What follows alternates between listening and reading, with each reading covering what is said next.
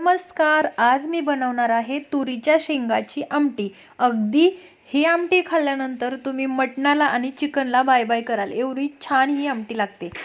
त्यासाठी मी पहिल्यांदा तुरीच्या शेंगा सोलून घेतल्या आणि कढईमध्ये टाकून खरपूस अशा भाजून घेतल्या. त्याच्यामध्येच 1 चमचा तेल घालून कांदा आणि टोमॅटो घातला, तर दोन्हीही मध्यम आकाराचे होते. नंतर ओले खोबरे थोडेसे भाजून घेतले, त्याच्यामध्ये शेंगदाणे भाजले. हे सगळं भाजून झालेलं मी मिक्सरमध्ये स्मूथ असं वाटून घेतलं. त्याच्यामध्ये लसूण आणि खोबराही ॲड केला बरं का. नंतर एक पॅन घेतला, त्याच्यामध्ये 2-3 चमचे तेल घालून, जिरं घालून, 1 हिरवी मिरची, कढीपत्ता आणि लसूण खोबऱ्याचं वाटण घालून, नंतर कांदा लसणाचं वाटण घालून सगळे मसाले घातले आणि जे आपण तुरीचे दाणे होते ते मिक्सरला मी वाटून घेतले होते तेही टाकून घेतले. गरम पाणी घातलं, कोथिंबीर घातली, वरून थोडंसं शेंगदाण्याचं कूट घातलं, मीठ घालून ही आमटी छान शिजवून. तुम्ही सबस्क्राईब करा.